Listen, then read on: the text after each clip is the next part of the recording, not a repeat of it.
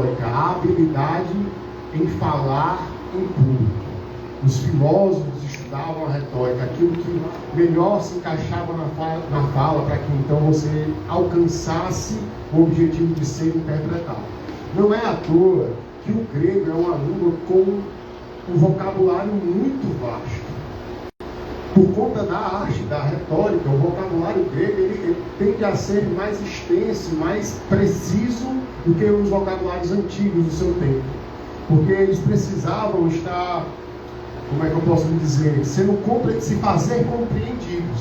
Então eles esmiuçavam mais o significado das palavras, eles citavam mais esses significados e desenvolviam palavras para dizer aquilo que eles queriam. Você quer ver um exemplo na Bíblia disso? É o amor. Esse é um exemplo clássico. O amor nas nossas versões mais modernas, ele sempre vai aparecer como amor. Algumas versões mais antigas vão dizer às vezes amor e às vezes caridade. Só que com o tempo, a palavra caridade ela foi se tornando algo muito pequeno para o que esse amor, que é muitas vezes traduzido na Bíblia, revista e corrigida como caridade, quer dizer. O amor na Bíblia ele pode ser filéu, que é o amor de amigo, né, o amor da amizade, e ele pode ser também ágape, que é o amor da doação, é o amor que se entrega. Quando Jesus fala com Pedro e diz assim: Pedro, tu me amas? Essa é clássica, eu acho que alguns aqui já devem ter ouvido, especialmente na escola dominical. Quando Jesus fala com Pedro: Pedro, tu me amas? Jesus está perguntando: ágape, você me ama? Com o amor de se entregar. E Pedro responde a Jesus como filéu. Filéu é como se dissesse assim: eu gosto muito de ti, você é como um irmão para mim. Mas se você abrir o texto na sua Bíblia, vai ter o quê? Pedro, tu me amas? E Pedro respondendo: Senhor, tu sabes que eu te amo. Mas na verdade a insistência de Cristo, muito provavelmente é uma conjectura minha, ela se dá porque Pedro não está respondendo com o mesmo tipo de amor. As palavras têm diferença. E é por isso que, provavelmente por isso, Jesus insiste em perguntar. E no final, Jesus pergunta se ele realmente gosta dele, usa o filéu para com ele, e ele diz: Senhor, tu sabes. Né? Pedro, de certa forma, também foi trabalhado nesse momento. Então, essa arte, ela surge dentro desse arcabouço da retórica, mas com a evolução da linguística, nós vamos desenvolver algo para o mundo cristão, né, para o cristianismo. Alguns datam do século XVII, os primeiros usos da palavra homilia, ou homilética. Tá? A homilética vem de homilos, que quer dizer multidão, ou assembleia do povo, e homiléticos, aquele que fala ao povo. Como eu disse, a grande questão da homilética é se fazer entender. E aí é o primeiro desafio para o pregador, é conhecer o seu público. Não adianta, irmãos, eu produzir um material muito denso para pessoas que não vão ter condição de entender aquilo que eu vou falar. É melhor que eu fale mais rasamente, mais por baixo, para que todos consigam captar a mensagem, eu me adequo ao meu público, do que eu falar de forma densa e sair lá só eu entendendo o que eu falei. Então o primeiro desafio do pregador é se fazer compreensível, é entender o ambiente que está. A homilética, ela não vai substituir a sua vida devocional, a sua vida espiritual, nem substituir a ação do Espírito Santo. Eu posso lhe ensinar muitas técnicas de linguística, de oratória, de retórica, e você vai sair daqui sabendo pontos para mexer com as pessoas. Mas isso não substitui a ação do Espírito Santo. Isso não vai fazer de você um pregador eficaz. Não vai tornar a sua pregação eficiente. Todas as técnicas que nós viermos a ensinar a você, pode muitas vezes convencer algumas pessoas, mas não vai transformar o coração daquelas pessoas se você não for movido pelo Espírito Santo de Deus. Isso eu quero que você saia daqui com isso claro na sua mente. Eu vou lhe dar ferramentas, o Everton vai lhe apresentar mecanismo, ferramenta, para que você consiga desenvolver algo interessante, algo produtivo, algo que as pessoas consigam entender e captar. Mas quem faz o convencimento é o Espírito de Deus. Se eu não me engano, foi Spurgeon que disse que se você for convencido pelas minhas palavras, pela beleza das minhas palavras, outra pessoa que fale melhor do que eu vai lhe convencer de outra coisa. Mas se você for convencido pelo Espírito Santo de Deus, nada vai tirar do seu coração aquilo que ele colocou. Então que você entenda isso, que você saia daqui entendendo, olha, eu vou aprender mais sobre técnicas de oratória, mais sobre a estrutura de um texto, mais sobre como preparar um sermão que vai ser inteligível, as pessoas vão entender aquilo que eu vou falar, a proposta que eu tenho. Mas se eu não tiver a unção do Espírito na minha vida, se eu não tiver uma vida espiritual, se eu não buscar comunhão com Deus, de nada vai adiantar. Você vai causar um movimento em algum instante, mas aquilo não vai ser algo que vai transformar a vida das pessoas. E eu quero acreditar que você que se deslocou da sua casa para esse momento aqui, essa noite, e quem estiver acompanhando pelo Instagram, né, nesse momento que já está sendo transmitido, eu acredito que você não vai perder o seu tempo aqui só para falar bonito. Acredito que o seu objetivo aqui essa noite é aprender a falar sobre a palavra de Deus de forma que as pessoas saiam de um momento de pregação onde Deus lhe use para pregar, para ministrar a sua palavra, cheios do Espírito Santo de Deus, querendo ser mais servos de Deus, querendo ser mais crentes. Que você tenha isso no seu coração, ou então, quem sabe, não precisa vir amanhã. Tá? Bom, então essa é a disciplina que estuda a arte de pregar, capacita o homem de Deus para transmitir a palavra de Deus, mas ela não substitui a ação do Espírito Santo, a liberdade que ele deve ter em nossas vidas, nem tampouco uma vida espiritual e devocional. Existem algumas características que nós precisamos ter ou desenvolver para que a gente possa fazer uma boa apresentação de um sermão, para que o sermão possa ser bem construído e desenvolvido, tá? São várias, irmãos, eu poderia aqui elencar diversas, mas eu vou elencar só aquelas que eu acho mais cruciais, tá? Aquelas que eu acho que você precisa ter. E a primeira delas é entusiasmo. Eu preciso estar convencido daquilo que eu vou pregar. A palavra entusiasmo no grego quer dizer como se fosse ter um pouco de Deus em você. Agora eu não vou lembrar como é o termo em grego, mas tem telos lá no meio, e é como se você estivesse cheio para que você pudesse falar daquilo. Então a primeira pessoa que precisa estar convencida daquilo que você vai ministrar é você. Você tem que chegar na palavra de Deus entusiasmado, querendo beber da palavra, para que de você jorre água abundante para que as outras pessoas também sejam cheias. Essa é a primeira característica que eu quero que você desenvolva. A segunda característica é determinação. Não é fácil, irmãos.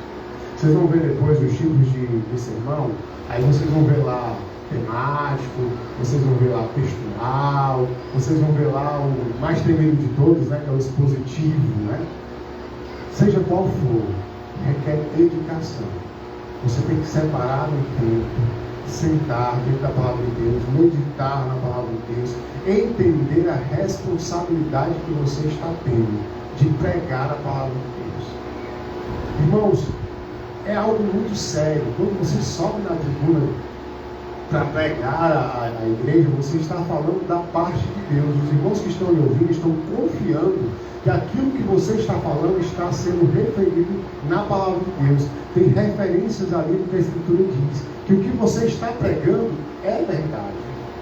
Então eu preciso ter entusiasmo, chegar na palavra querendo buscar a palavra, mas eu preciso estar determinado de sentar, olhar a palavra, ler, discernir, esmiuçar, até que eu possa então apresentar o meu resultado. A terceira coisa é conhecimento. E aí, quando eu falo de conhecimento, é importante que você tenha uma boa vivência com as Escrituras. Você precisa ler a Bíblia. Não tem pregador sem estudo de Bíblia. Tá? Não há pregador eficaz que não dedique pelo menos um tempo do seu dia para estar lendo a palavra de Deus e conhecendo. Você precisa, e quanto mais você conhece da palavra, mais recurso você tem na hora de falar. De repente você está pregando um sermão sobre receber não, sobre rejeição ou algo do gênero, né? E aí você nem elencou esse personagem que eu vou citar, mas o Senhor te faz lembrar a história de Davi. E aí você de repente traz para dentro do seu sermão algo que vai enriquecer ele. Talvez não tivesse nem planejado, Mas aí, Galdino, onde Davi foi rejeitado? Davi quis fazer o templo, irmãos. E ele foi rejeitado. Ele recebeu um não de Deus. Você não vai fazer o templo, porque você tem as mãos sujas de sangue. E aí você pode, isso eu estou dando um exemplo de sermão, o quanto o conhecimento da palavra pode lhe ajudar na hora do sermão. Aí você pode pensar sobre a vida de Davi e levantar a seguinte questão: Davi tinha tudo para construir o templo. Não é isso, Anderson? Davi tinha separado da sua riqueza, Davi já tinha comprado vários materiais para fazer o templo. Davi, a ordenação do culto dentro do templo, dos levitas, foi Davi quem elaborou, a parte dos cantos, foi Davi quem elaborou. Mas Davi não pôde construir, ele recebeu o nome de Deus. Ele poderia se revoltar e gastar tudo que ele tinha juntado e tá bom, já que vai ser ele que se vira.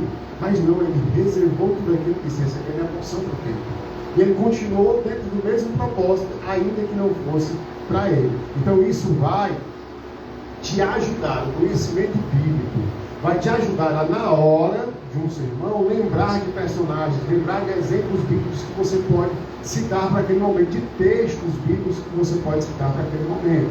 O conhecimento também, ele não pode também estar só resumido a palavra de Deus, a Bíblia, né? a revelação escrita.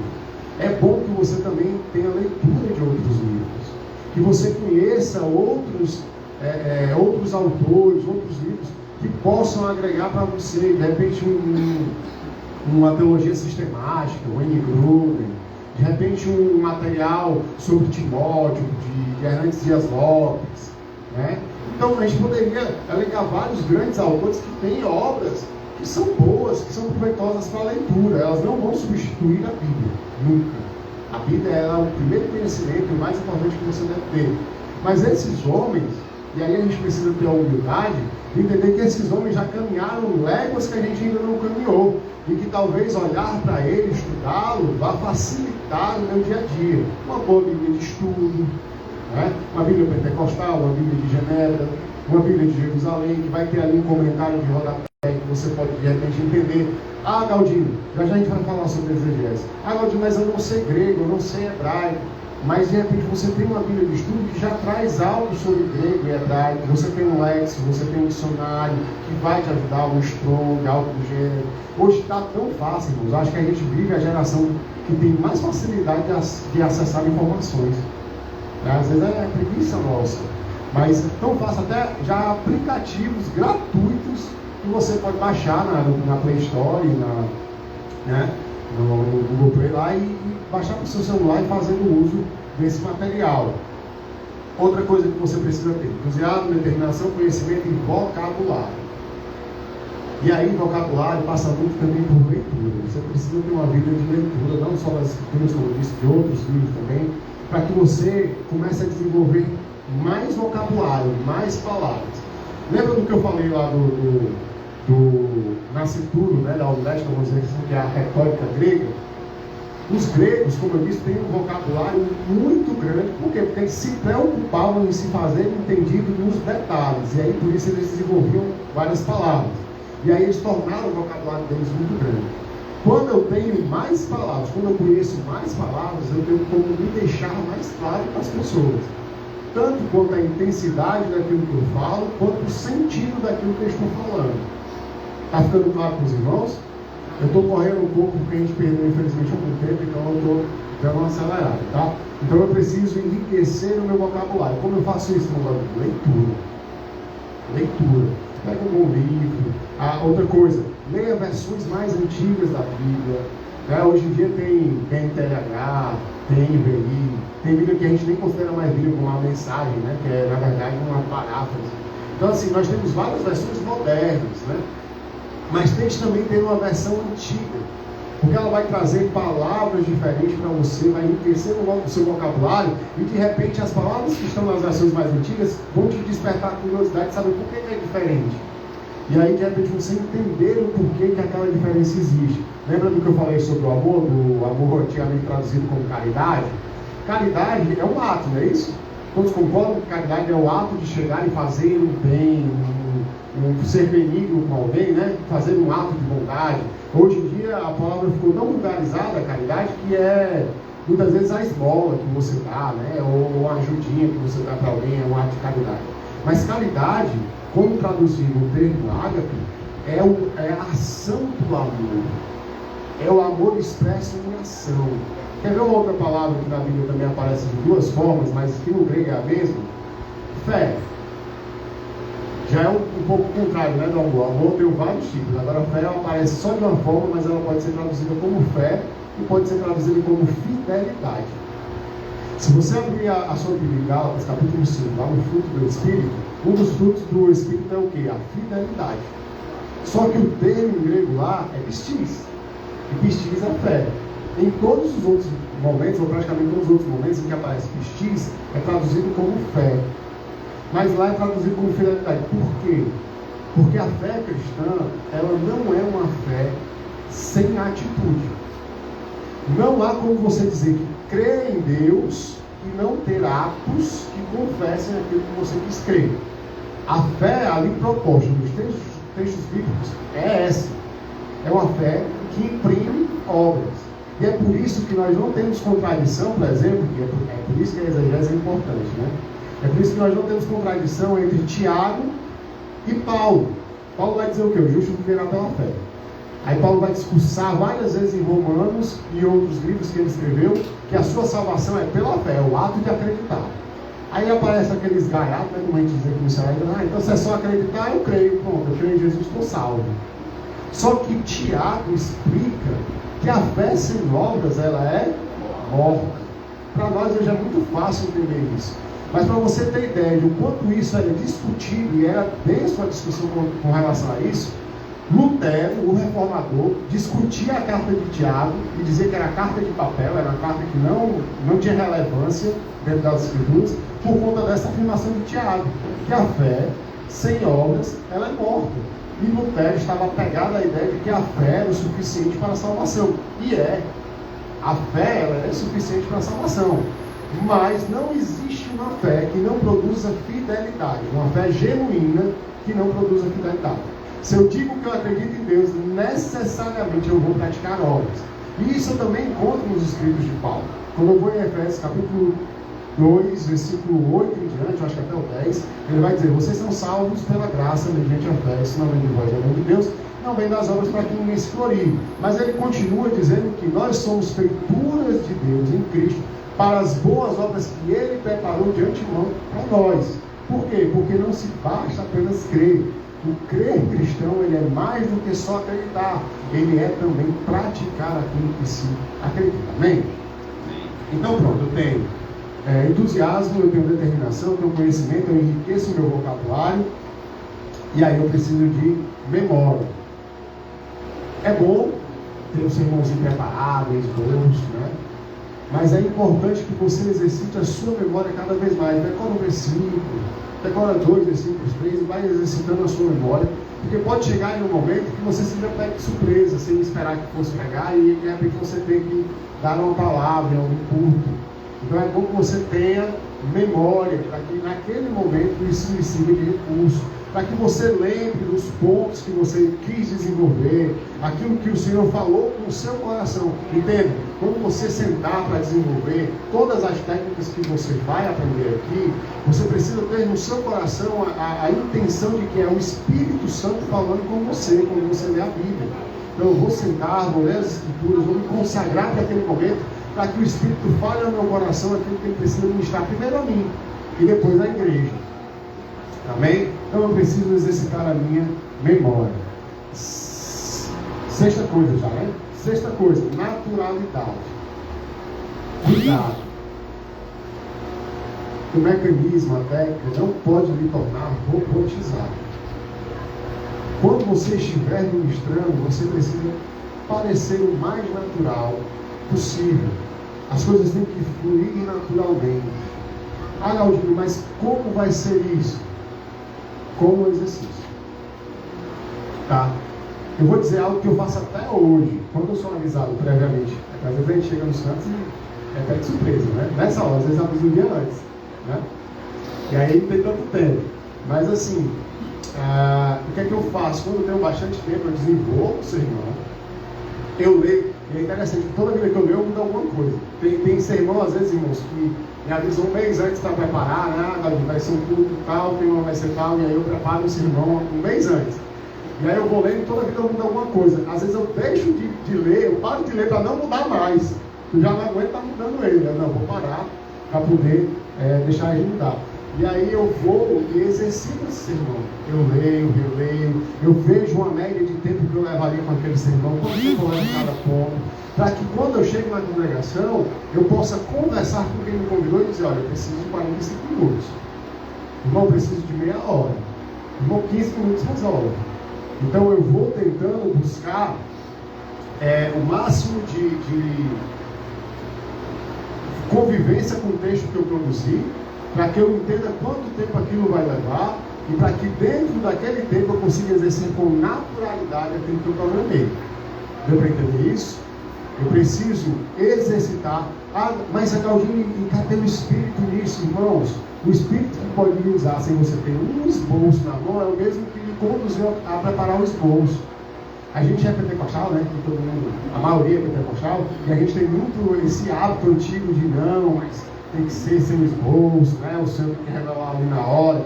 Mas se você está orando, está pedindo ao Senhor que fale com você, que fale com a sua congregação, Ele pode falar 10 anos antes daquele sermão. Eu tenho histórias com o sermão que eu preparei anos antes de pregar. E aí aconteceu um momento em que encaixou naquele momento. E o Senhor falava ao meu coração ali no culto. É esse daqui hoje. E eu levei 2 anos para pregar aquele sermão. Preparei o sermão, passou 2 anos, parei de ler para não estar direto. E aí aconteceu, eu estar na congregação, e a direção do trabalho chega e diz, ó, você tem uma palavra hoje de 20 minutos, Cláudio. E aquele sermão ele estava preparado para isso. Para algo rápido, para um sermão rápido. E foi o momento. Então, creia que o Senhor que pode revelar na hora aquilo que Ele quer falar, né, pode lhe conduzir ali na hora, é o mesmo que vai lhe conduzir a preparar o sermão. Ele sabe as coisas antes que aconteçam. Ele é presciente, ele vê o futuro, ele constrói o futuro. Então, eu tenho entusiasmo, determinação, conhecimento, vocabulário, memória, naturalidade e criatividade. Cuidado com esse termo, tá? Você tem que ser criativo, mas cuidado para não fazer uma coisa que a gente chama de exegese. Exegese é o ato de colocar no texto aquilo que ele não fala. Você tem liberdade para fazer suas conjecturas. Eu mesmo fiz uma conjectura agora há pouco, quando eu falei de Pedro, né? Só, eu creio que o Senhor insistiu em perguntar, tu me amas, Pedro? Porque ele estava perguntando com ágape e Pedro estava respondendo com filéu. Mas eu não nego que Pedro também estava sendo tratado ali, foi perguntado 3 vezes, ele pegou 3 vezes, eu não nego essa possibilidade também. Mas isso é conjectura, vai da minha criatividade, né? Olhar para o texto e deduzir algumas coisas que às vezes não estão implícitas ali. Há outros casos em que você tem que ter um certo cuidado. Quer ver um exemplo? A gente até andou conversando esses dias, deixa eu ver se está aqui a pessoa. Esses dias não, está com alguns meses. Não está, mas se for pelo Instagram, depois vai saber que é dele que eu estou falando. A gente conversou sobre o que Jesus escrevia naquele caso lá da mulher sendo apedrejada. O que Jesus escreveu no chão? Recapitulando o caso lá da mulher que foi levada para Jesus para ser apedrejada, né? Os fariseus levam ela e perguntam assim, olha, o que é que tu disse que é para fazer com ela? Porque a lei disse para apedrejar. Aí Jesus se baixa, começa a escrever no chão. Não dá atenção para eles. Eles existem com Jesus. O que é para fazer com ela? Jesus se levanta e diz assim, olha, aquele de vocês, e é importante esse termo, viu? Não é que não pecou, é que não está em pecado. Aquele entre vocês que não está em pecado, atira a primeira pedra. E a Bíblia diz que saiu mais velho ao mais moço, nenhum atirou a pedra. Aquela mulher olhou para Jesus e assim, Jesus olhou para ela e disse assim, olha, nenhum dos seus acusadores estão aqui, vai, não peques mais. Beleza. Aí começa a criatividade do pregador, né? O que é que Jesus estava escrevendo no chão? Jesus estava escrevendo no chão os pecados daqueles que estavam ali, por isso que nenhum deles se atreveu a rebolar a pedra. Eu não sei, pode ser? Pode, eu acho pouco provável, mas pode ser. Jesus estava escrevendo, sei lá, qualquer coisa naquele texto lá que ele escreveu no chão. E aqueles homens ficaram constrangidos. Eu, particularmente, uso a minha criatividade da seguinte forma. Eu acredito que o que Jesus estava escrevendo ali naquele momento era a lei que falava sobre o adultério. Para lembrar aqueles homens que queriam apedrejar aquela mulher, como a lei trazia. A lei dizia que aquela mulher deveria ser julgada pelo sacerdote, não era por Jesus. A lei instruía que o julgamento daquela mulher tinha que ser com o homem com quem ela estava adulterando. Ela estava sozinha. Eles não tinham autoridade civil para matar ninguém dentro da cidade.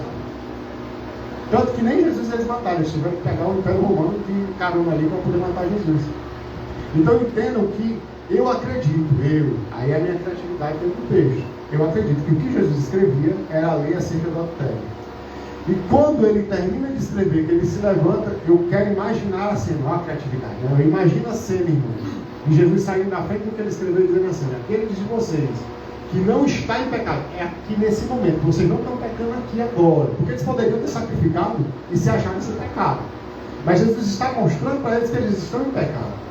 Quem de vocês estiver sem pecado, a gente coloca aí, pode atirar a primeira pedra.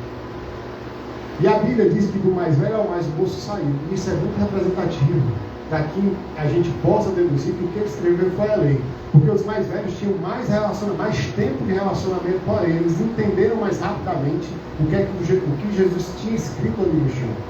Enquanto os mais moços foram ficando constrangidos pela saída dos mais velhos e talvez entendendo também o que estava ali escrito. Entenderam a questão da criatividade? Você pode exercer criatividade sobre o texto, mas cuidado para não inventar o que o texto não diz. Não colocar coisas que o texto não diz, né? Para isso já tem as novelas aí bíblicas, para isso já tem outras e outras séries bíblicas que ficam acrescentando coisas que não estão no texto. E é por isso que é importante a gente ler a palavra de Deus e meditar sobre ela. Só para reforçar aí, dentro do que você está falando, eu já vi diversas vezes pregadores falar Zaqueu tipo um ladrão, e a Bíblia não vai dizer isso. Maria Madalena chega como prostituta. Se porventura eu tiver roubado alguém, a Bíblia não diz que ele era ladrão. Ele, quando conversa com Cristo, Zaqueu, estou falando dele, se porventura eu tiver roubado. Mas a gente vê com muita naturalidade pregadores chamar Zaqueu de ladrão, de ter roubado. A Bíblia não afirma isso. O personagem é Maria Madalena, né? Muitos acusam de ser prostituta, aí não sabe.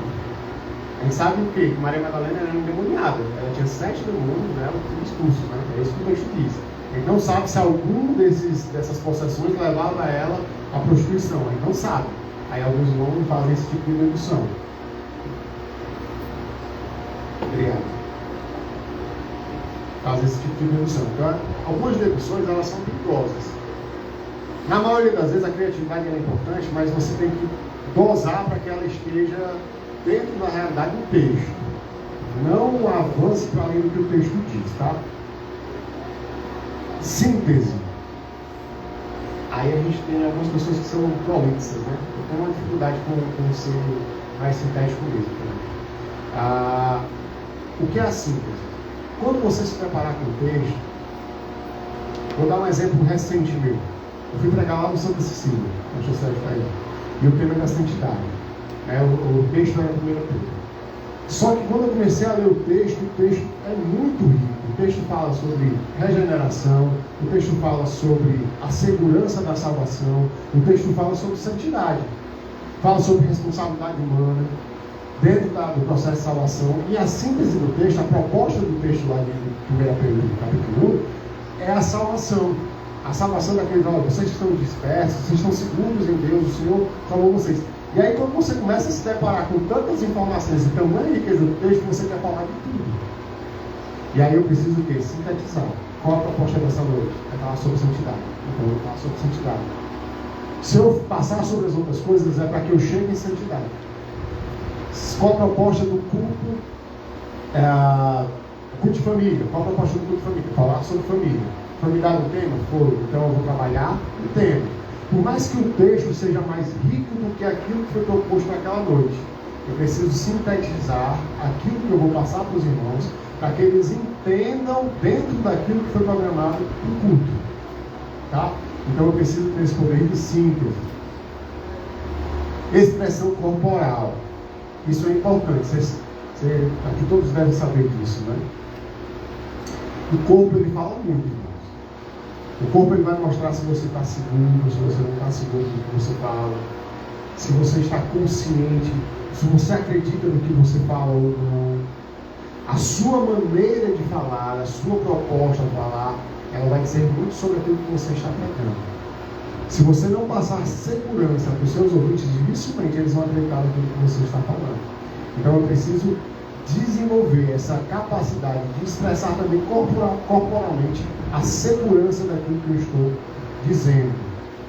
Eu sei que para quem é mais tímido isso é mais difícil, né? É um pouco mais complicado, né? Mas a maioria das vezes, irmãos, você começa frio. A maioria das vezes você começa frio, assim, meio travado, meio sem saber o que vai falar. Mas quando você vai deixando o texto fluir, você vai vendo o que você produziu, você vai vendo o Espírito Santo de Deus agir na igreja, você vai vendo que as pessoas estão entendendo aquilo que você está falando, aí você começa a progredir, começa a avançar, e aí a sua expressão melhora. Com o tempo, vai acabar isso? Não para todos. Alguns vão conseguir chegar a um estágio de que não vai ter, até o pregador teve recentemente, sempre tem um frio na barriga. Alguns vão ter um momento em que não vai ter tanta essa dificuldade, tanta essa sensibilidade. Você vai sempre carregar o peso da responsabilidade de estar pregando a palavra de Deus. Isso você não pode perder. Nunca. A ideia de que você está ali ministrando a palavra de Deus e a responsabilidade que você tem sobre isso, a consciência sobre isso, você não pode perder. Mas as sensações corporais, às vezes vão se perdendo com o hábito, com a constância de estar fazendo sempre aquilo, exercitando, aprimorando. Então você vai ganhando mais confiança, vai ganhando mais corpo e aí as suas expressões vão melhorando.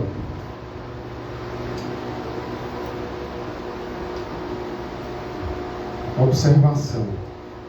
Provavelmente estaria errado. Desculpa, foi produzido aquela madrugada. Bom, como último ponto, e tratando de observação, esteja atento ao andamento da igreja. Perceba se a igreja está envolvida ou não. Tá? Por quê? Porque você não precisa ser cansativo. Se eu tenho algo para falar, e aí é interessante que você saia daqui também sabendo disso. Se eu tenho algo para falar que vai levar 15 minutos, se você em 15 minutos falou o que tinha que falar, a igreja está fervendo, glorificando, alegre com aquilo que você pregou, não vai passar mais 15, não se importa. Porque você vai passar 15 minutos desfazendo o que você fez. Então, você estava indo muito bem, falou tudo que tinha que falar, certo? Por mais que a igreja tenha vibrante, alegre, querendo mais, você já entregou aquilo que Deus lhe deu para entregar. Bom, a mesma coisa, o contrário. Você começou a desenvolver, mas não está fluindo, não está correndo como você queria, e não está acontecendo, entregue. Sintetize o máximo que você puder, conclua o seu raciocínio, entregue para que Deus levante uma outra pessoa para aquela noite, para que as pessoas saiam edificadas também do culto. Tenha a humildade de reconhecer que talvez não tenha sido o momento adequado para aquele seu sermão. Entregue antes. Entenda o momento e entregue o sermão antes. Isso é uma orientação que eu dou. Observe o andamento do culto. E sobre a observação, eu também queria destacar outra coisa. O culto, a igreja pentecostal não tem muito disso não, né? Que o negócio é bem coisado, começa do jeito e vai andando de outras formas, né? Mas eu gosto disso, tá, irmãos? Só para deixar claro, eu sou pentecostal, sou assembleano desde menino e não sabe, não é que eu estou com essa cara não. Sou assembleano desde menino e eu gosto disso, desse andamento surpresa do culto, de chegar na igreja e saber que é um culto de família, mas não saber direito o que vai acontecer no culto, não saber o que vai ser, qual tipo de sermão, né? E dar esse segmento. Mas você, e aí não só o pregador, o cantor, e todos que vão participar do andamento do culto, observe o culto. Se o culto está caminhando para o tema, anda no tema, né? O culto é de família, está falando de família, aí eu vou pregar sobre missão. Vigia, crente, lá no sermão da missão tem de missão. Entendeu? O culto é de missão, aí de repente um rapaz pega a palavra para pregar e vai pregar sobre família, vai pregar sobre finanças, vai pregar sobre outro assunto que não é o do culto. E é importante que você veja o direcionamento do culto. Se o culto está caminhando para um andamento evangelístico, pregue em cima do assunto evangelístico. Se ele está caminhando para um andamento congregacional, como a igreja tem que se portar, vá para um tipo de sermão doutrinário, um tipo de sermão que vai ensinar os irmãos a como se portar dentro da igreja, Se o culto é um culto de família, está andando, progredindo para um assunto dentro da área de família, e você está preparado para falar daquele assunto, fala sobre ele. Não quantas vezes que eu mudei o sermão no culto. Me preparei ali, passei uns dias estudando aquele texto, mas quando eu cheguei, o Senhor falava no meu coração, não é isso para hoje. E aí é onde mora. Lembra que eu falei lá atrás, a homilética não substitui a ação do Espírito Santo, não substitui uma vida devocional. Você tem que deixar o Espírito fluir em você. Porque vai chegar momentos que você vai ter tudo preparado para falar uma coisa, mas o Senhor vai te direcionar para outra. E aí, ele com certeza, se ele direcionou, ele se responsabiliza. Ele sabe o que ele está fazendo, e aí você pode agir com a liberdade, dar liberdade ao Espírito Santo para agir na sua vida e agir com a liberdade do conhecimento que Deus lhe deu. Tá? Então, observe o andamento do culto e tente coordenar com o andamento do culto. Quando isso acontece, as engrenagens elas se completam. Aí o ciclo está feito e você tem uma pregação eficaz. Amém? Bom, instrumentos para uma boa homilia. Primeiro, a sua língua, né? O seu vernáculo. Você precisa saber português, até para entender o que é que está escrito no texto. A primeira impressão que você vai ter do texto bíblico é da sua língua. Aliás, a maioria de nós aqui só fala o próprio idioma, né? Isso, acho que poucos aqui devem falar outros idiomas. Mas a primeira impressão é a da sua língua. Assim, é o segundo instrumento. E a gente falou um pouco sobre a questão do vocabulário, do instrumento do aprender mais, para poder você expressar-se melhor, né? Então eu vou passar para o segundo ponto. Exegese. Nós temos a exegese e a inimiga dele, que é a exegese, né? Exegese vem do grego, ex, retirar, né? Exegese, tirar do texto, extrair do texto. Qual a proposta da exegese? É que eu entenda o texto como aqueles que primeiro receberam o texto entenderam. Paulo escreveu para Timóteo, e aí eu vou ler a carta de Timóteo. Eu vou ter muitas aplicações na carta de Timóteo para a minha vida, amém? Amém. Mas eu preciso tentar compreender o que Paulo estava falando para Timóteo e como Timóteo entendia aquilo que Paulo estava falando. Quando eu não tenho essa percepção, quando eu não me envolvo com esse tipo de interpretação, eu corro o risco de dizer coisas que o texto não diz. Então eu preciso ver o que o contexto daquele texto está dizendo, ver qual a situação daquele povo, para que então o meu sermão seja enriquecido, para que então eu não faça uma exegese, digo o que o texto não quer dizer. Existem textos que são mais difíceis, né? São textos que têm situações um pouco mais complicadas para a gente entender o que aquela palavra realmente queria dizer naquele contexto. Mas, em geral, esses textos têm textos similares a eles que vão esclarecer melhor aquela doutrina que ele está trazendo. Então, a exegese, ela está pautada na ideia de que você vai buscar entender cada palavra daquele texto, de preferência no vernáculo original, ou no grego, ou no hebraico. Galdino, eu vou ter que aprender grego, vou ter que aprender hebraico? Não, é do que eu disse lá no começo. Não é que você precisa saber, mas é bom que você tenha um bom dicionário, um léxico de grego, um dicionário Strong, que vai ter um dicionário Strong grego e hebraico, para que você possa ter esse recurso. Bíblias de estudo hoje em dia, volto a dizer, já tem algumas que têm alguns recursos dizendo que aquela palavra queria dizer no grego, para que você possa ter um direcionamento. Lá na frente eu vou dar um exemplo sobre a questão da exegese, tá? E a outra ferramenta é a hermenêutica. O que é a hermenêutica? É a arte, é o estudo, a ciência, que está se voltando para como entender aquele texto. Como eu vou fazer para interpretar aquele texto bíblico? Qual a situação? Por exemplo, Jesus, quando pregou a parábola da semente, né, a semente caiu no caminho, né, caiu entre as pedras, caiu no espinheiro, né? Quando Jesus pregou a parábola da semente, ele estava em uma comunidade que era agrícola, que tinha, eles conheciam aquilo mais de perto, eles trabalhavam com a agricultura, então eles tinham essa noção do que Jesus estava falando. Eu preciso entender isso, eu preciso buscar o recurso do texto para entender para quem Jesus estava falando aquilo. Ele estava falando para pessoas que trabalhavam com agricultura. Então isso faz sentido na cabeça dessas pessoas. Como isso faz sentido? Ah, não, peraí, caiu no caminho, as aves podem comer, não vai estar enterrado, não vai estar guardado. Então, Jesus dá a interpretação desse texto, né? Então fica até mais fácil, né? Ele faz a hermenêutica adequada do texto dele.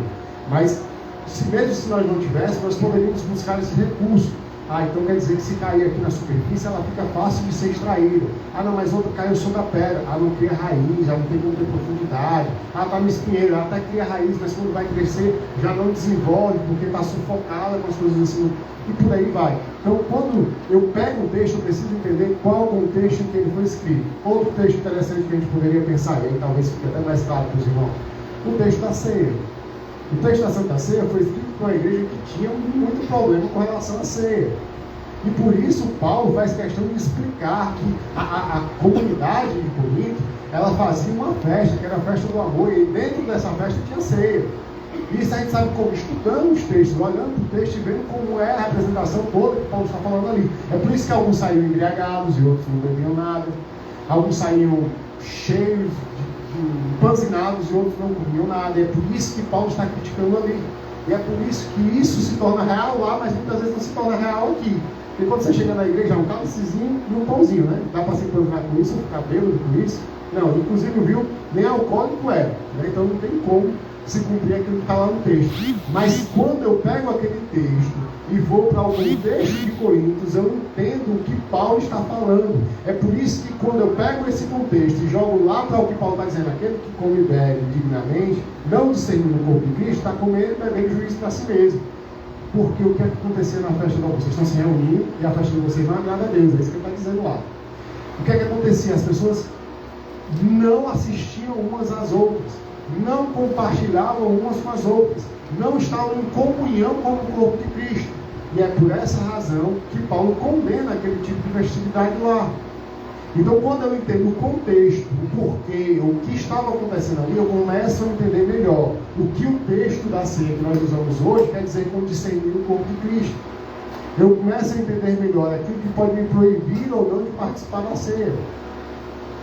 Outra situação, e essa eu gosto muito, também em Coríntios, é quando Paulo vai tratar dos dons. A igreja de Coríntios tinha todos os dons, irmãos. Todos os dons, mas era a igreja mais problemática.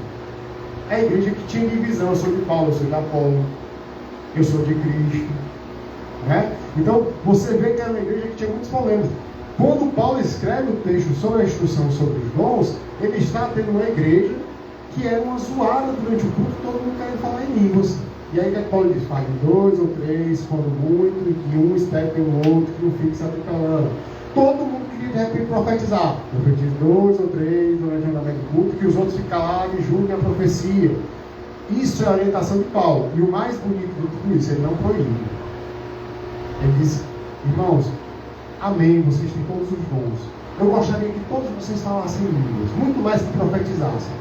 Não extinguam o espírito de vocês, não proíbam falar, não façam nada contra isso, mas estejam fazendo com ordem, com decência.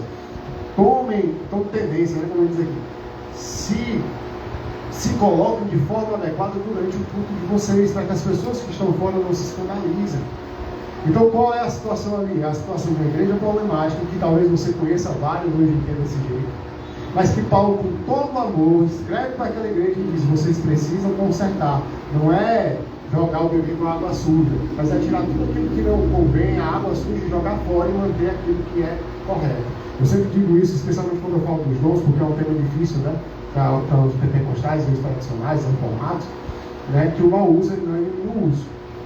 Então, não é porque fazem mau uso que não deva mais ser utilizado. Vamos lá para um exemplo do português. Quanto mais eu conheço o meu vernáculo, quanto mais eu conheço a minha língua, mais fácil fica de entender alguns textos, né? Por exemplo, eu tenho aí 1 Pedro, capítulo 1, versículo 4. Para uma herança incorruptível, imaculada, inacessível, reservada para vós, né? Nos céus. O que esse texto quer dizer com inacessível? Vocês conhecem essa palavra? Algumas traduções vão dizer que não puxa, né? Já foi uma tradução para tentar fazer com que as pessoas entendessem o texto. O texto está dizendo que a herança que nós temos nos aguardando no céu, ela é incorruptível, ela não muda, Ela não se altera em si, ela se mantém.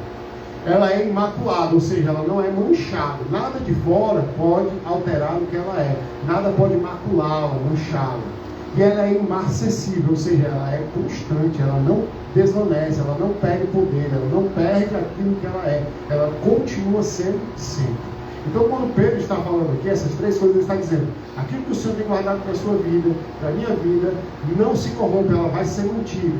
Não pode ser maculada pelo que vem de fora, porque ela vai ser mantida e ela não perde o poder que tem. A herança que o Senhor tem guardado, uma coisa maravilhosa. Quando eu sei o português eu não pensei nem no grego. Quando eu sei o português, o texto começa a florescer mais na minha mente, de forma mais adequada. Eu não posso passar por um texto desse e não querer entender o que esse texto quer dizer. E aí eu pego um bom dicionário, o velho Aurélio, e vou atrás de saber o que cada palavra daquele texto quer dizer se eu não conhecer. Isso é a parte da determinação lá, daquelas engrenagens que eu mostrei. Eu tenho que estar determinado a entender aquilo que eu vou pregar. Bem? Um bom dicionário e boas versões bíblicas podem auxiliar. Saber o que está na tradução que tem é o primeiro passo. Então, ter várias versões bíblicas também vão te ajudar. Eu tenho, hoje em casa, eu tenho pelo menos 5 versões. Eu tenho a NVI, eu tenho a revista atualizada, que é a que eu gosto mais. Inclusive, eu sempre deixo a minha Bíblia, toda igreja eu digo assim, eu falei isso para o meu pastor, a igreja que eu congrego eu sempre deixo uma Bíblia. Que caso eu chegue rápido, trabalho apressado, não consigo passar em casa, já tem uma Bíblia minha lá. Então essa daqui é, se eu não me engano, a revista atualizada. E eu tenho uma revista atualizada, que é uma revista corrigida, eu tenho a Bíblia de Estudo Pentecostal, que é a revista corrigida, tenho uma Thompson, que também é revista corrigida, tenho uma Bíblia luterana. Então, assim, a gente precisa ter essas versões para enriquecer e facilitar, às vezes, a compreensão.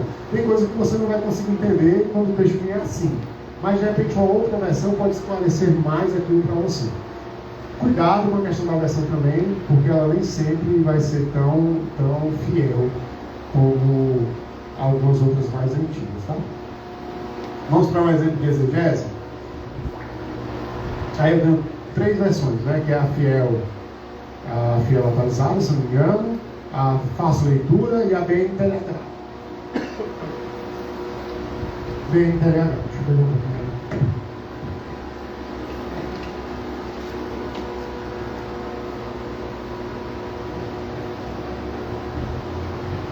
Vamos lá. Esse texto é um texto muito conhecido, está lá em Tiago, capítulo 4, versículo 5, que diz assim, na versão fiel, tá? Ou supondes que em vão afirma as Escrituras, é com ciúme que por nós anseia o Espírito que ele fez habitar em nós.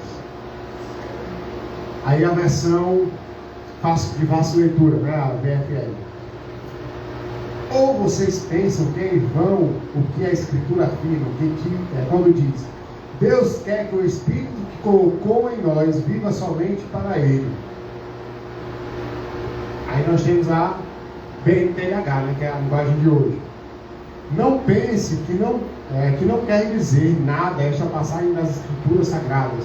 O Espírito que Deus pôs em nós está cheio de desejos violentos. E agora? Com qual versão eu fico?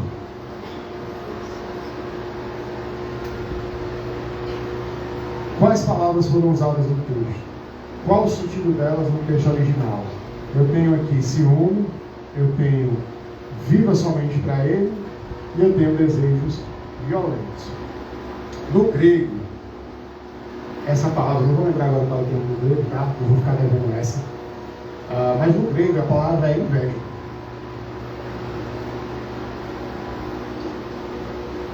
E aí vem a discussão. Vocês observaram isso aqui, ó? Deixa eu ver aqui. Não apareceu o mouse aí. Vocês observaram aqui, ó? Dá para ver o seu mouse? Espírito com A maiúsculo. Observaram? O tradutor dessa versão acredita que o Espírito que Deus colocou em nós é o Espírito Santo. Então, quando ele traduziu, ele colocou o Espírito Santo.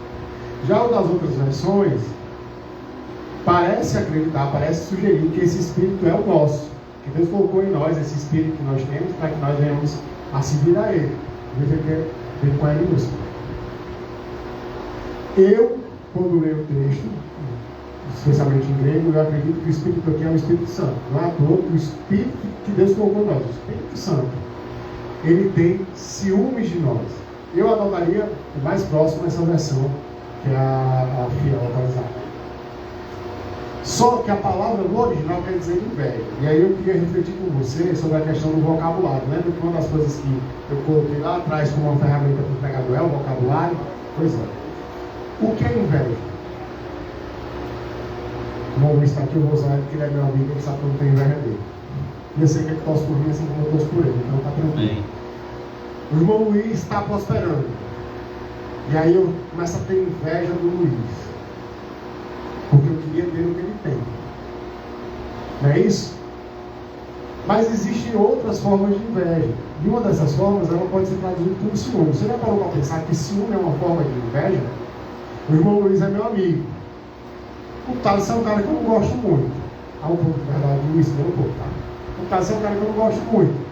E o Luiz é meu amigo, mas começou a se envolver com o Thales, começou a ser amigo do Thales.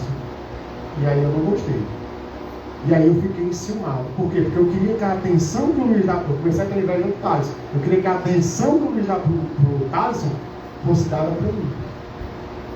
O que o texto de Tiago está dizendo é exatamente isso. O Espírito de Deus na sua vida quer que o que você muitas vezes deseja fazer, que é pecado, que é errado, fosse desejo por ele e não pelo mal. É por isso que as Escrituras dizem que é com ciúme que por nós anseia o Espírito que ele fez habitar em nós. É com ciúme. Quando você quer pecar, quando você está obstinado pelo pecado, o Espírito olha para a sua vida, o Espírito que está na sua vida e diz assim: eu gostaria que todo esse ímpeto, toda essa vontade fosse para mim, fosse para a obra do Senhor. Agora você começa a entender a importância da exegese. Porque quando eu pego o termo lá no grego, no hebraico, nesse caso grego, eu começo a entender mais fundo aquilo que às vezes tem tradução que vai trazer como zelo, que às vezes está superficialmente dito no texto. Então eu volto a dizer, eu preciso saber o grego, bom seria que você soubesse, mas não necessariamente isso vai ser crucial, essencial na leitura do texto. Alguma dúvida até aqui, querido? Amém? Vamos para a hermenêutica. A hermenêutica, ela busca fazer a aplicação daquele texto, sabendo o que o texto quis dizer lá para aqueles irmãos, trabalho da exegese, ela se aproveita desse trabalho, e agora ela busca saber o contexto, como é que foi aquilo, e ela começa a traçar, então, em suas regras, uma interpretação para aquele texto e uma aplicação para os dias de hoje. Que a homilética vai pegar tudo isso e agora você vai traduzir isso em palavras e apresentar para as pessoas. Bom, eu peguei o texto do Salmo 4, que é um salmo que eu gosto muito, minha avó, ela recitava muito esse salmo. Né?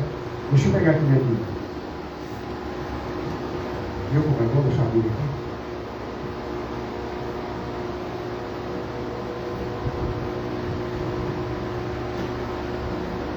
Salmo de número 4. Quem trouxe Bíblia?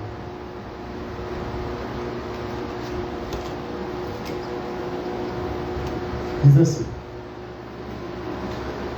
Salmo de Davi, tá? Responde-me quando eu clamo, ó Deus da minha justiça. Na angústia me tens aliviado, tens misericórdia de mim e ouve a minha oração. Ó homens, até quando tornareis a minha glória em vexame, e amareis a vaidade, buscareis a mentira? Sabei, porém, que o Senhor distingue para si o piedoso. O Senhor me ouve quando eu clamo por ele. Irai-vos e não pequeis, consultai no travesseiro o coração e sossegai, ofereceis sacrifício de justiça e confiai no Senhor. Há muitos que dizem: quem nos dará a conhecer o bem? Senhor, levanta sobre nós a luz do teu rosto, mas alegria me puseste no coração, do que a alegria deles, quando lhes há fartura de cereal e de vinho. Em paz me deito e logo pego no sono, porque, Senhor, só tu me fazes repousar. Senhor. Você sabe quando é que Davi escreveu esse salmo? Quando ele estava sendo perseguido por Absalão. É por isso que ele vai dizer que os homens têm tornado a sua glória em vexame. Tudo que ele fez por Israel agora estava sendo como nada. É por isso que ele diz, olha, consultem o coração de vocês, consultem a consciência de vocês quando vocês se deitarem. Porque talvez vocês não tenham paz. E eu, quando me deito, eu logo pego no sono, porque eu tenho paz. Eu sei, eu estou consciente no Senhor que eu não tenho culpa nisso. Então, quando eu entendo por que aquele salmo foi escrito, quando aquele salmo foi escrito, você vê que clareia a ideia, você começa a entender o que o salmista queria dizer, qual a intenção do salmista, e a profundidade daquilo que ele estava dizendo dentro do cenário dele. Irmãos, os salmistas chegaram ao final e disseram assim, olha, eu me deito em paz, ele está sendo perseguido, eu me deito em paz, eu logo pego no sono, porque eu sei que eu estou seguindo no Senhor. E ele questiona aqueles que, de certa forma, eram até mais fortes do que o que ele tinha por ele, né, o exército que ele tinha por ele. E ele questiona, vocês podem ter a mesma paz, eu tenho mais alegria do que vocês na fartura. Vocês têm fartura aí de comida, de tudo, mas eu tenho mais alegria do que vocês, porque eu estou confiando no Senhor, porque o Senhor vai fazer justiça sobre essa causa. Então veja a confiança de Davi. Quando eu entendo isso, o texto fica ainda mais rico, mais bonito. E é isso que a gente precisa entender, é isso que a gente precisa buscar quando está diante do texto.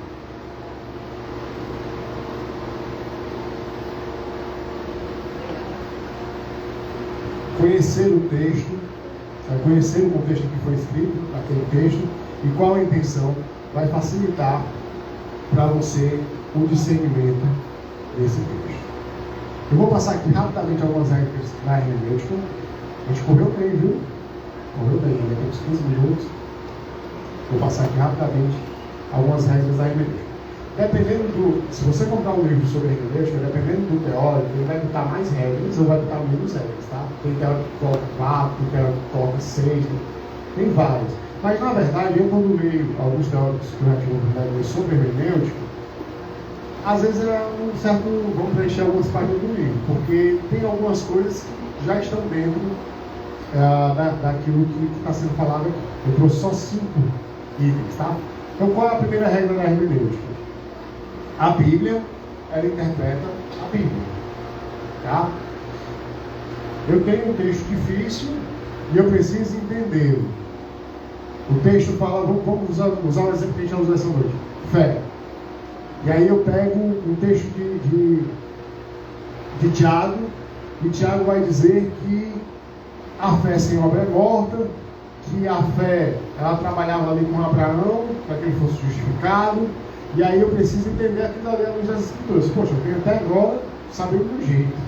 E aí Tiago vai e destona um pouco por que ele está falando isso. Então eu preciso entender todos os passos acerca daquele assunto, todos os pontos acerca daquele assunto dentro das Escrituras, porque a Escritura vai me ajudar a entender a Escritura. Quer ver outro exemplo? A oração. O que é que o Senhor Jesus diz? Eu te pedi, assim usar, né? Aquele que bate, né? A porta é aberta, não é isso que o Senhor explica? Né? Tudo que vocês pedirem em meu nome será feito, né? Será vos dado e tal. Beleza. Quantos aqui já oraram e não receberam? Todo mundo já orou por alguma coisa que não recebeu, né? E aí você olha para o texto assim, agora. O texto diz que eu vou receber? Cadê? Agora estou no dia da prosperidade. Onde estás, né? Então assim, como eu entendo isso? Usando também Tiago. Tiago vai explicar que muitas vezes nós não recebemos porque nós pedimos errado, porque nós não sabemos pedir, porque nós pedimos para nós mesmos, para nossas ganâncias. E essa não é a vontade de Deus. Eu devo orar para que a vontade de Deus se cumpra em minha vida. Não é que você não possa orar para todo mundo emprego, não é que você possa orar para passar no concurso, seja lá o que for. Tudo bem orar por isso. Isso também vai requerer do seu esforço. Mas tanto quanto isso, você deve orar para que a vontade de Deus seja feita na sua vida. E vai acontecer aquilo que é a vontade de Deus na sua vida. Não vai acontecer diferente. Então, esse é o encaminhamento para a ideia de oração. É que você tenha comunicação com Deus e haja ali uma interlocução onde você seja respondido por ele, seja positivo ou negativamente. E aí Jesus diz, tudo que você pedir vai ser dado, mas Tiago explica que muito do que você não recebe é porque você não sabe pedir. E a grande verdade, queridos, é que Tiago tem toda a razão quando diz isso, porque às vezes a gente pede coisas que acha que vai ser bênção, mas no final, a cabeça que o parece ser bom, mas o seu fim é morte. Então há coisas que Deus não lhe dá para lhe dar livramentos maiores que você nem sabe que tem. Então a Bíblia interpreta a Bíblia. Outra coisa, tente primeiro sentido literal. Eu pego um texto, seja qual for ele, e eu vou ler aquele texto, o primeiro entendimento que eu tenho que ter do texto é do que de fato está escrito. Se o que de fato está escrito, puramente lá, não fizer tanto sentido assim, aí é que eu vou começar a tentar entender se ali é uma metáfora, se ali é uma parábola, se ali tem alguma hipérbole envolvida. Então aí eu começo a trabalhar outros aspectos possíveis dentro da literatura. Mas o primeiro contato com a escritura é o literal. O que está lá escrito é o que está escrito. Não ser possível aplicar o literal, ou você, por exemplo, o dragão do Apocalipse. Você vai ler lá, mulher dragão, capítulo 12, se não me engano. E aí você vai ler que é literal, vai aparecer um dragão e tal. Não. Mas o primeiro contato que eu tenho com o texto é o literal. Eu vou examinar ele literalmente. Beleza. Agora que eu sei que literalmente ele disse, qual a aplicação daquilo ali? Qual o sentido daquilo ali? Aí eu começo a entender que aquilo foi uma visão, que aquilo dali é uma forma metafórica de mostrar, é uma ilustração para mostrar aquilo que vai acontecer, né? Que talvez aquela ilustração tenha alguma aplicação no mundo espiritual, com maior intensidade e realidade, mas que na prática, no mundo, na realidade do mundo que nós vivemos, ela vai se dar de outra forma. Vai ser uma pessoa levantada para perseguir a igreja, que pode ser a mulher. E aí nós temos várias linhas teológicas sobre quem é a mulher, quem é o dragão, quem é o menino que nasce. Uns dizem que é Maria, outros dizem que a mulher é a igreja, que a mulher é Israel. Então a gente não vai entrar nessa polêmica agora, mas é importante você ter um contato literal e a partir do contato literal você pensar em outras possibilidades de interpretação. Amém? A Bíblia interpreta a Bíblia, o primeiro contato é literal. Observe o contexto imediato. Isso é muito importante, porque às vezes você pega um texto isolado, o texto diz uma coisa, mas o contexto explica melhor o que aquele texto quer dizer. Sim. Deixa eu ver aqui.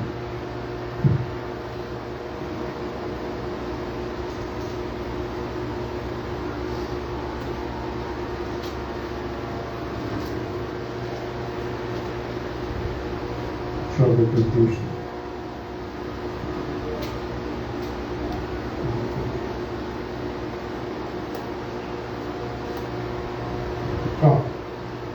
Vou ler aqui o texto de Romanos, tá? Deixa eu ver aqui, deixar essa ali. Vamos ler aqui o texto de Romanos 8. Agora, pois, nenhuma condenação há para os que estão em Cristo Jesus. Algumas versões vão dizer que não há segundo a carne, mas segundo o Espírito, né? E aí o texto continua: porque a lei do Espírito da vida em Cristo te livrou da lei do pecado e da morte. Porquanto, o que for impossível à lei, o que estava enfermo pela carne, isso fez Deus enviando o seu próprio Filho, em semelhança de carne pecaminosa, no tocante ao pecado, e com efeito condenou Deus na carne o pecado, a fim de que os preceitos da lei se cumprissem em nós, que não andamos segundo a carne, mas segundo o Espírito. O que é que isso tem a ver, irmão, com observar o contexto?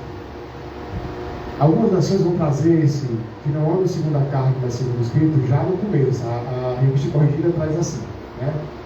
Mas quando eu observo todo o contexto do texto, não andar segundo a carne, andar segundo o Espírito, é uma característica daqueles que não têm condenação. Agora, nenhuma condenação há para os que estão em Cristo Jesus. Aqueles que estão em Cristo Jesus, de fato, não andam segundo a carne, andam segundo o Espírito. O copista que fez a versão corrigida, ele só colocou para cima um texto que já está no contexto. Então importa que eu leia o contexto para entender. Nenhuma condenação para os que estão em Cristo Jesus. Beleza, eu estou em Cristo, eu posso fazer o que eu quiser. Já estou em Cristo mesmo, já estou salvo. Pronto, já acabou-se. É isso que o texto diz? Não. Há um comprometimento de quem está em Cristo não andar segundo a carne, mas segundo o Espírito de Deus, que é o comprometimento que vai aparecer no versículo 4. Amém? Então, quando eu leio o contexto vai me explicar as minúcias do texto. É isso, meu pastor? É isso mesmo. Propósito pelo qual o texto foi escrito. Para quem esse texto foi escrito? Qual a proposta desse texto?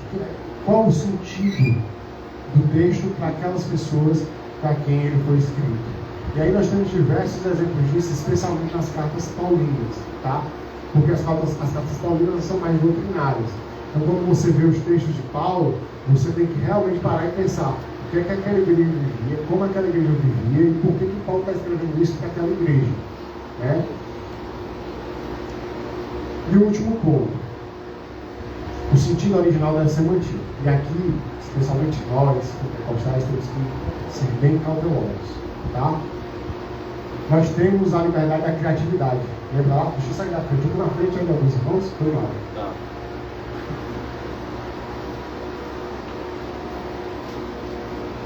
Eu estou vendo o pessoal lá atrás se esticando. Vou sentar aqui um pouquinho para vocês poderem bater as fotos e copiar. Mas vamos lá. Nós temos a criatividade, tá certo? Lembra que eu falei que era para tomar cuidado com a criatividade? Pois é. Eu não posso perder o sentido original do texto.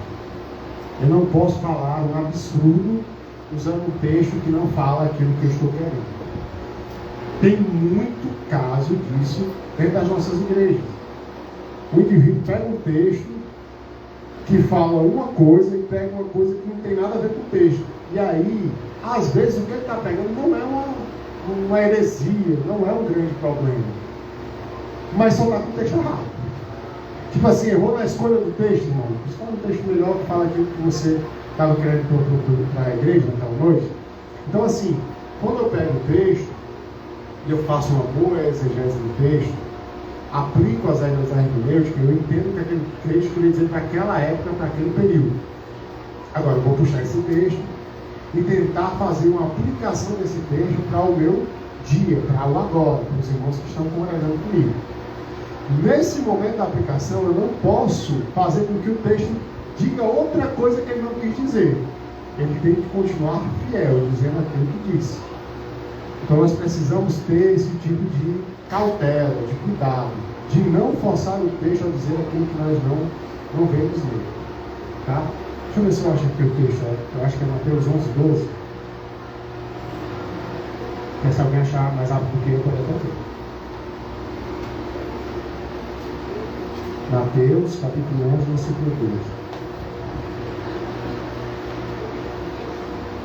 Fala. Desde os dias de João Batista até agora, o reino de Deus é tomado por esforços que se esforçam se apoderam dele. Outra versão vai dizer que desde os dias de João Batista até agora é feita violência ao reino de Deus e os violentos têm se apoderado dele. Quando eu olho para o contexto que isso foi escrito, parece mais apropriado pensar assim. Parece que o que o Senhor está falando aqui é contra os fariseus. E dizer que aqueles que eram violentos estavam se apropriando dele. Sabe aquela passagem que diz assim, você nem entra, não deixa ninguém entrar? É mais ou menos essa ideia que eu vejo nesse texto. Mas eu não posso pegar um texto como esse e fazê-lo dizer o que ele não diz, especialmente quando a versão que eu estou utilizando não colabora. Qual é a minha recomendação para você no caso como esse? É um caso que é um texto mais difícil, um texto mais polêmico. Procura ver o grego dele, procura ver o contexto que ele foi escrito, para que você possa então ter uma opinião melhor sobre o texto. Qual é a minha opinião sobre esse texto? Aquelas versões que falam sobre fazer violência ao reino são mais adequadas e que parece que Jesus está fazendo uma crítica e não o elogio daquele que se esforça para conquistar o reino. Até porque não é por força, não é de quem quer que corre, mas é pela beneplácito, pela misericórdia do Senhor, com quem ele quer exercer, né? Mas o texto parece mais para mim falar sobre isso. Mas é só para dar um exemplo para os irmãos sobre a necessidade de manter o sentido original do texto. E para fazer isso, eu preciso entender o que aquele texto queria dizer no seu grego ou no seu hebraico, para aquelas pessoas que receberam o texto primariamente. Imagina, um exercício que eu faço muito é imaginar a cena. Às vezes eu leio o texto, eu fecho os olhos e fico imaginando.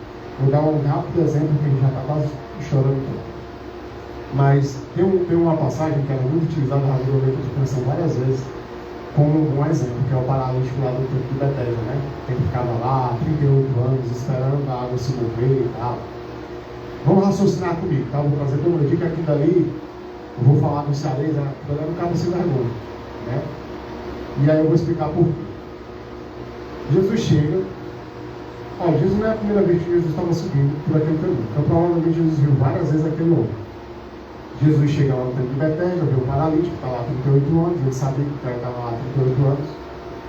E aí chega assim, olha, você quer ser curado?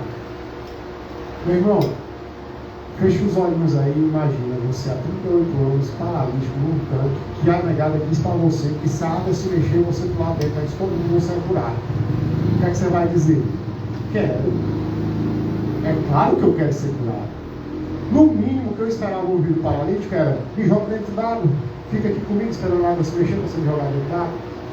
Porque ele não sabia que era Jesus, mas ele, no pensamento dele, quando a água se mexia, as pessoas eram, e a primeira que entrasse era curada. Esse era o raciocínio deles na época. Então o mínimo que ele poderia dizer era: me joga dentro d'água. Mas ele diz: não, tem ninguém para me jogar dentro d'água, sempre vai alguém primeiro que eu. Daí Jesus olha para ele e diz assim: olha, pega a tua cama, levanta e anda. E aquele homem não pediu para ser curado, e foi curado. Você não vê ele pedir para ser curado, e ele foi curado. Pegou a cama dele e andou. Aí, mas não, tudo bem. E aí, onde está a parte assim, vergonha do rapaz, né? Quando lá na frente ele é parado pelos fariseus, ele diz assim: olha, hoje é sábado, por que você está carregando sua cama? Não pode, você sabe que não é lícito fazer isso. Ele vai dizer assim: olha, o homem que me curou mandou carregar a cama. Então, passou 38 anos aleijado, esperando a água se mexer. Alguém perguntou se tu queria ser curado, tu não teve para dizer nem para rebolar dentro da água. Aí o homem te cura e tu não sabe nem quem é ele. Aí diz: o homem que me curou mandou pegar a cama e levar. Quem é ele? Não sei. Não faço ideia. O mínimo era saber: rapaz, como é que pode? Eu estou há 30 anos aqui aleijado. Como é teu nome? Quem és tu? Está entendendo? Isso não aconteceu. Mas vai piorar. Aí lá na frente, Jesus entra no templo. Aí quando ele chega lá no templo, ele encontra esse rapaz. Vamos para a parte da criatividade do sermão, né?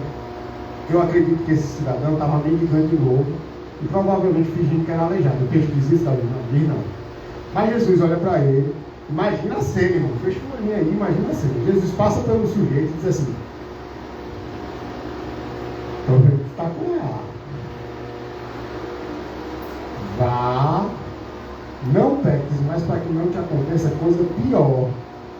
Eu não conheço outro indivíduo que tenha sido curado, que tenha recebido uma palavra tão dura de Jesus. Jesus entra no templo, vê o cidadão lá no meio do templo e diz assim: olha, estou vendo que você foi curado, viu? Vá, não peques mais para que não te aconteça coisa pior. Provavelmente o que ele estava fazendo. Aí fica a criatividade de cada um. Eu particularmente acredito que ele estava mendigando, irmãos, provavelmente falando de aleijado, porque todo mundo conhecia ele por aleijado. Então para ele não seria tão difícil. Mas aí ainda vai piorar. Porque o cidadão, poder ir para casa e não fazer nada de ruim para não acontecer coisa pior com ele, o que ele vai fazer? Vai procurar os fariseus que perguntaram para ele, que a gente tinha mandado ele carregar a cama, e dizer assim: vem cá. Lembra que você perguntaram quem tinha mandado carregar a cama? Valeu. G9, né? Como diz o inglês. Aí ele entregou e disse: está vendo como é que funciona? E aí, quando você passa pelo texto, às vezes você passa batido por tanta informação, porque você não buscou o contexto que ele foi escrito, porque você não buscou o propósito daquele texto ser escrito, porque talvez você não tenha buscado manter o sentido original do texto. Mas vejam quanto o texto do Tanque de Betesda às vezes é tão rico que a gente passa batido por ele sem perceber tanta coisa. E aí a gente não sabe o que aconteceu com o rapaz, se ele criou lá na frente, né, depois de fazer um negócio desse com o próprio Senhor Jesus, que curou ele, mas a gente sabe o que ele fez e o péssimo exemplo que ele deu. Para validar o rapaz, aí tem um tanque de Siloé, que é outro tanque, que é o curado do tanque de Siloé, que também não pediu, mas dá um exemplo totalmente diferente dele. Depois vocês leem lá, se não me engano é João, não. Depois vocês leem lá o tanque de Siloé, tá?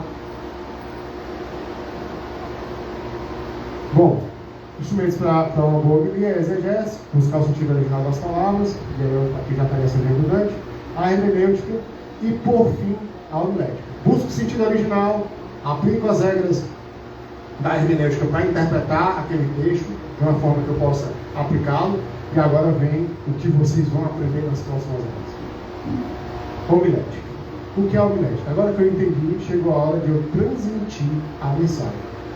E aí, para transmitir, eu vou precisar de tudo aquilo que a gente falou lá atrás, lembra das engrenagenzinhas? De entusiasmo, de determinação. Eu vou precisar, então, buscar todo o meu vocabulário para se fazer entendido, olhar no contexto onde eu estou inserido, para que, então, as coisas fluam com o melhor resultado. Amém? Então, a gente precisa aí que tenha um emissor, que ele use a palavra de Deus, e através do som, ele vai então emitir para os seus receptores. Né? A pregação, queridos, ela começa no primeiro momento que você abre a sua Bíblia. Ela não começa no culto.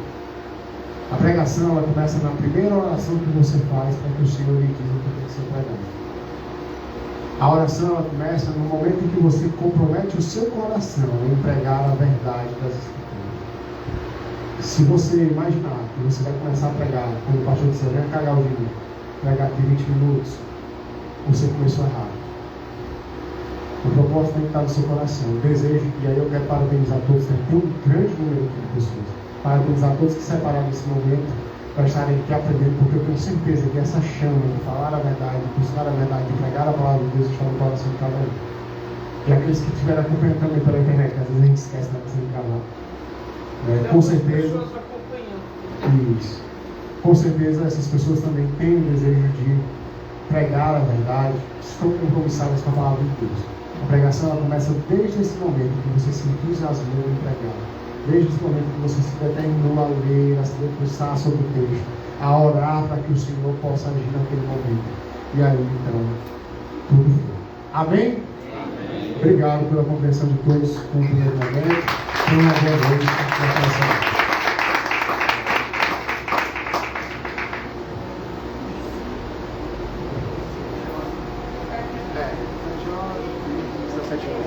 Bom, queridos,